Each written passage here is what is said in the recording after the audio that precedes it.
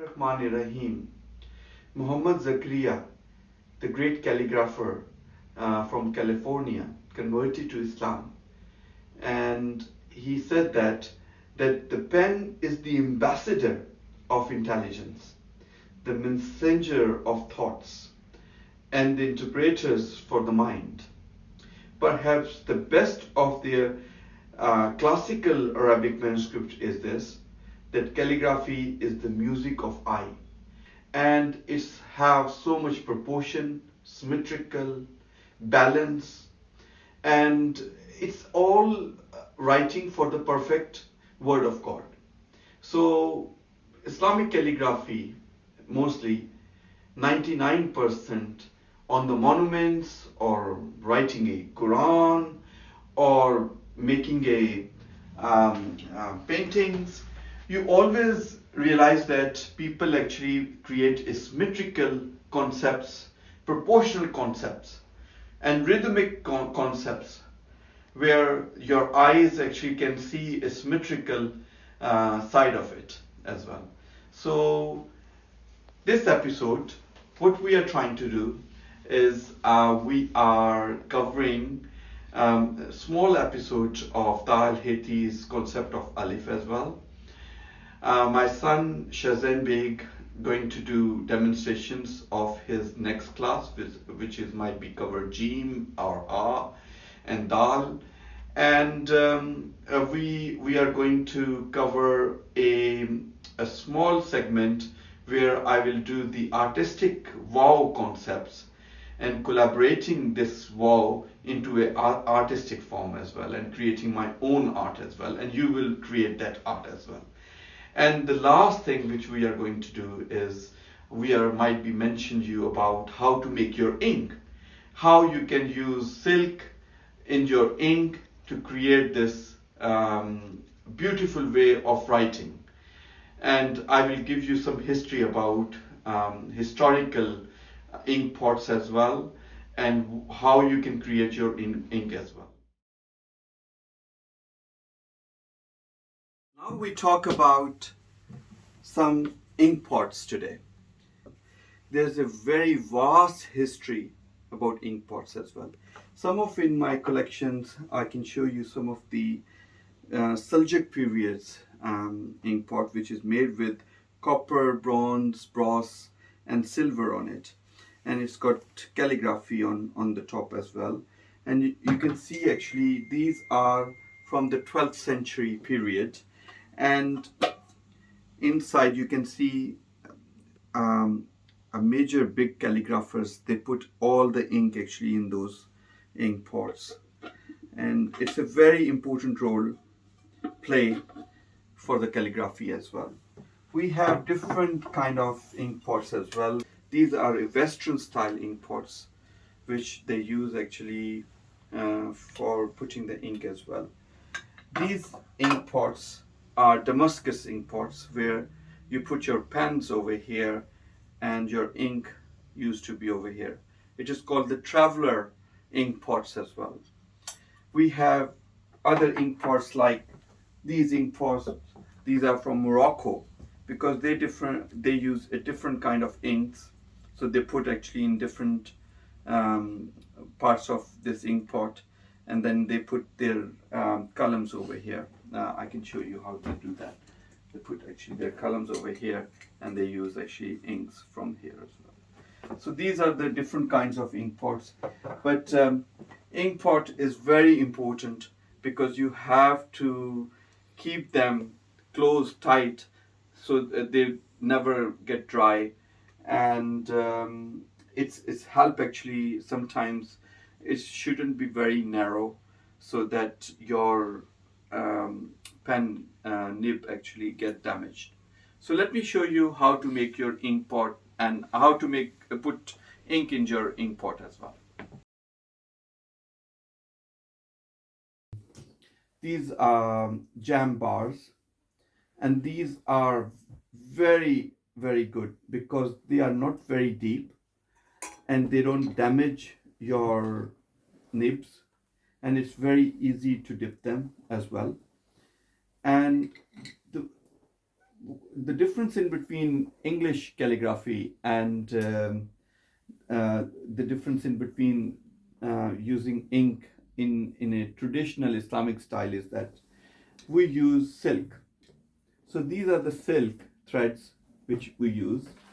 These comes with the natural sources, you can see, and you can see some of the things like from those combs as well. So all silk comes from those combs, and we use this silk so that the excess of your ink never actually leave on your nib of your pens as well.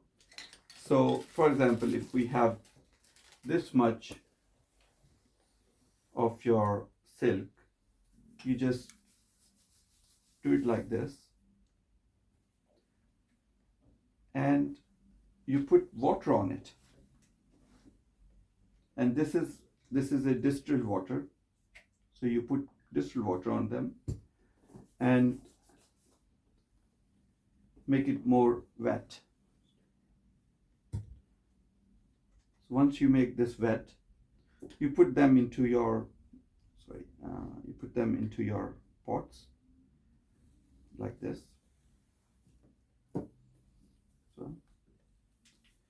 and then you put some water again and keep them. I mostly keep them for 1 day, but it's better actually if you keep them for 1 day like this, and then excess water, take it out like this, and then these are for the early people who are using it. This is called Sumi ink. It's easily available on Amazon as well. This is the best ink actually for calligraphic purpose as well. And you put them into your pot and make sure that they're not too much or too dry. So you just keep them like this. And if you have excess of ink, you do it like this, and if it is dropping, you just take it out. Keep ink as every time when you are, every day you are using it, just put few drops of ink and see actually if that can resist over there, and then you can use it. So if it is more ink, just take it out, because you don't need that much ink. Keep it ink. Whenever you put your pot like this and you do it like this, it doesn't drop. So something like this. So this is enough ink, and you can clean your pen. For example, this pen, you just put it like this and it's clean through this silk, and then you can write it with it. So it's perfectly working. So that's the way you make ink. Inks, you can make your own ink through stones as well. This is ink I made through stones, crushing them, creating a pigment from lapis lazuli. There's another ink which is a very expensive ink, I would say. It's called schmink. This ink is a good calligraphers they use for their artwork as well. So for introduction recently, because this is a kind of like we are starting a calligraphic workshops, so mostly I prefer not to use this ink. This ink is good, but better actually to use a Sumi ink. But some other inks, acrylic inks, you can use acrylic inks as well. So acrylic inks help actually sometimes on ahar papers and other things as well. I mostly put gum arabic as well. 2 drops of gum arabic in your ink as well, and that would be cover everything. And then you will put a honey as well. So easy stuff. Don't use anything for the time being. Use a distilled water and a sumi ink to create your ink.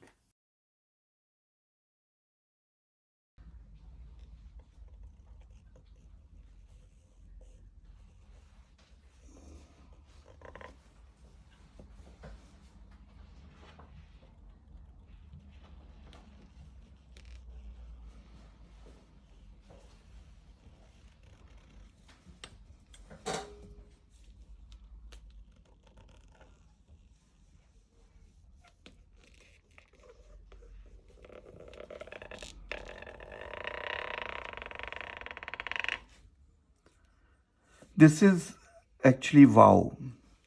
Very important alphabet. It's 2 dots. This is 2 dot as well. These are 4 dots. This is 1 dot, down 1 dot. So the dot concept which I was talking about, that everything you can measure, every single alphabet you can measure it. And under this segment, I'm trying to explain it that if you learn how to create wow, you can create your own pieces of art as well. So I'm using this wow on a multiple point, and I create this thing using different inks and created this ink. But there's other pieces as well which you can see I created using 23.5 karat gold to create this wow concepts as well. And there's other elements which I would like to show you as well, which we are planning to put in Batul Futu new renovation as well. There are wow head I use actually to create this masterpiece as well.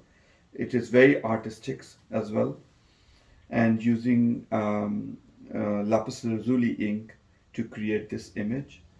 And there's other calligraphy work which you can see that using a multiple wow to create this element. So under this segment, this is our workshop work which I request to my students that try to create some art using wow for our next class, and we will work on that in more detail later on.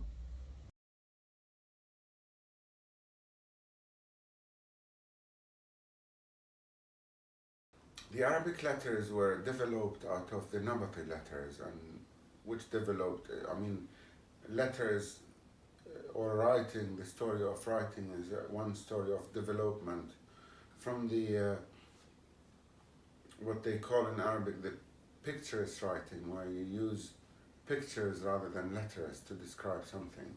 So if you want to say a bird, you draw a bird rather than write the letters. And then it was developed to the sound letters, which we know now, which was developed into alphabets, which in combination create words which have meanings.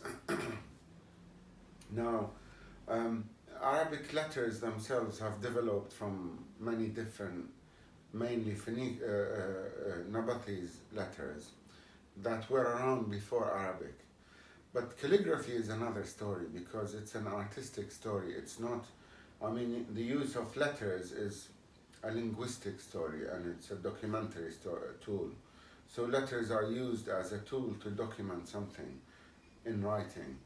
However, calligraphy is an art, and arts would always have, like we said, things in common like unity, rhythm, balance, and all these things. And when calligraphy was created as an art, it would have had to rely on some basis of beauty, be it proportion or balance or rhythm or harmony or contrast, all these elements that would be available in a piece of art. So the letters themselves, as they progressed into the calligraphy that we know today, would have been inspired from something beautiful. And what more beautiful than the human body, or the creation of the human body, or the creation of any natural, the beauty that nature offers us in its lines and proportions, which is the wonderful creation of God that we see and admire.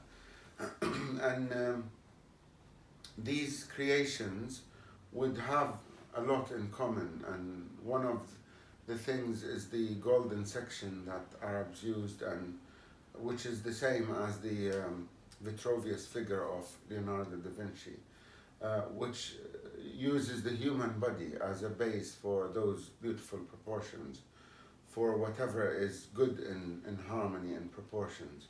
So Arabic letters were also inspired by the human body mainly. So we always say, as terminology in calligraphy, that the letter would have a neck, you know, the next letter, or the chin of the letter, or the chest of the letter, or the back of the letter, or the foot of the letter, and we bring them closer to the human body and the human postures. You know, I remember my teacher would always say that, for example, the head of your waw or your qaf would have to have a chin up, you know, it can't be like this. And it can't be lying back, you know, it would have like the human posture when you chin up. It's a nice posture that we know, and it's a balanced, beautiful posture. So each letter would have a relation, some kind of relation into the human body. Like the alif letter, which looks in abstract to be just a strike or a line, but it's in calligraphy it's so much more complicated than this vertical line, because first of all it's not fully vertical, it has an inclination where we say it's a vertical line, and secondly it's not a straight line where we say it's a straight line. It has a chest that pushes the top part to the front, it has a back that pushes the lower part to the back, and it is anything but a straight simple line. And the more you look into it and study how the alif has the head and how it has the foot and all that, the more you will find actually relations into the human body. And so is the case with almost every letter. We say even some letters are linked to animal parts or animal bodies, like this ha, the middle ha in Thulu, they call it the ear of the horse, because it does look like an ear of the horse, whereas the beginning ha, they call it the eye of the tiger, because it does look like an eye of a tiger. And so many other terminologies that link calligraphy to nature and to the creation of nature and God and those beautiful lines and harmonies that come with it. Sir, you are a great, well-known architect in the world, and your experience in Middle East, I know some of your mosque work where you expressing the nature related to that, and you mentioned in the past that sunset and sunrise actually give the minaret actually vision differently. Please tell us about that. Well, I mean, for a calligrapher, their wish would be to write the Quran ever, and for an architect would be to build a building. For an architect who's a calligrapher, the wish is to build a mosque actually, because this is my bread and butter, as they say. And there are so many elements and concepts that one can utilize with the knowledge that we have now and the possibilities of construction, that would come up with different things, different solutions. Studying the mosque in its simplicity, we define a mosque as it should have a minaret and a dome. And these definitions are somewhat function related, because a minaret was there to give the function for the muazzin to go up the minaret and call for prayers 5 times a day so everyone could hear him. Now we have the microphone, so you don't really need the minaret in the sense that we know it. And similarly with the dome is a structural element where it was used to give a prayer hall without columns. So the dome transfers the forces and gives you a nice big space underneath it, which you don't need columns for to support, because the dome is supporting. So that's a structural element. And I always thought there must be something new that we could use in the knowledge we know now, which would make a mosque within the normalities of the mosque that we know, the elements like the direction you have in a mosque, you have to face the right direction in order to pray. Or all these elements, like we said, the prayer hall would have to be large and uninterrupted space, so they could line prayer. The prayer. I mean, at the prayers, people could line in lines without interruption. But I thought always there must be a new way to offer these things. Like, for example, rather than getting someone up the minaret, which now is replaced anyway by a loudspeaker, there must be another way to announce prayers. And in a mosque, it could be, one concept could be to study the light and how it moves around, and if possible to get the light to come in through a specific window at every specific time of prayer. And that window, for example, will be on a different color or with a different verse. So then at the time of that prayer, the whole prayer hall would be colored in a different color, for example. Or there are so many of these architectural tricks that are not necessarily new in concept. I mean, architects always use a little trick to make something better, performs better. But I'm hoping to find some new tricks to bring everything into our age and our era now, with the knowledge that we have and the abilities.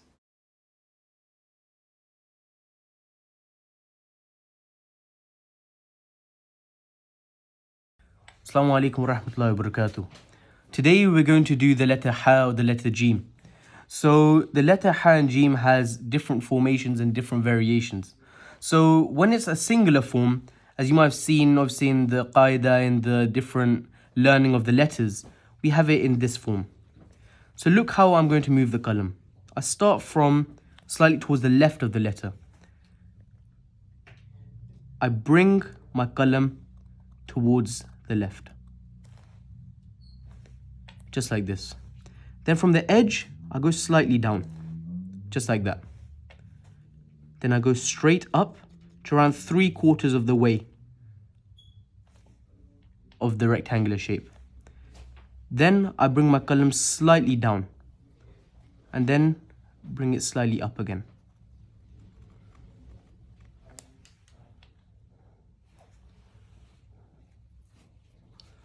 Over here, this is the top of the Jīm or the Ha, where it's approximately 5 nuqtas.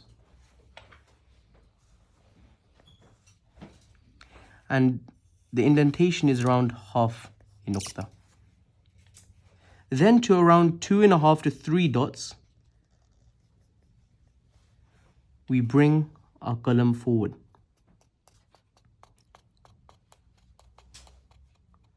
Over here, I'm going to stop. This is the area where we start slowly bringing it forward and into the circular shape that we know. Another important thing is we'll only bring it down to the same level what we had on the left-hand side. So I bring it forward like this. It's constantly going in a circular direction. But when it hits the line, you can see the shape of my qalam is now totally straight, just like the line. Then it's around 1 nuqta, I keep it straight. Then again, I make it that circular shape to this line.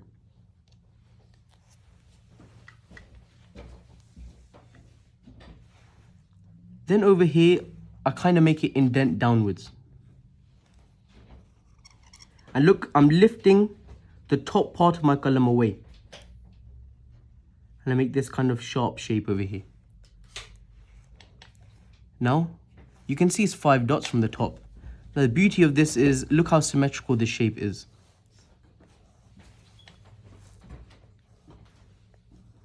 It's 5 dots down, and right in the middle, you can see it's 5 dots across. We bring it forward. It's a totally symmetrical shape. So this is the Jīm. Now the form of the Jīm that we can have is this form, which is more so seen in the Thuluth script. So again, I bring it down like this and slightly curve it towards, make it slightly straight. Then right from the edge of where I started, I bring it forward. Now this, to the untrained eye, might seem very straight, but it's slightly bending downwards.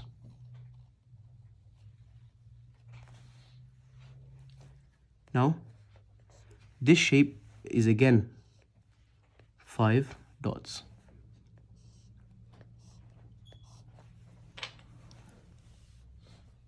Now from where I start here, I have to bring it downwards, and the same rule that we used over here will only curve to the same level as the beginning.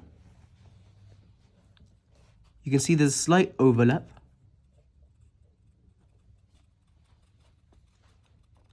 I carry on bringing it down. You can see this is almost a 45-degree angle. I carry on bringing it down. Now look how my qalam, the orientation is changing. I'm making it slightly thinner.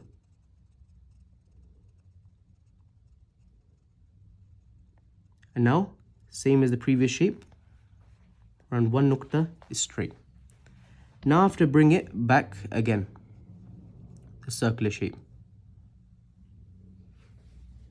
Stop around the central area, and now I'll bring it towards, upwards.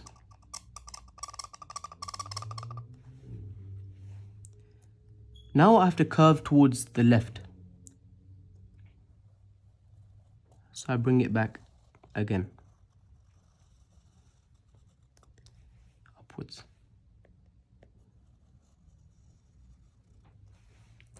Now again, this downwards will only have 3, but you can see as you go across, it's approximately 5 nuqtas.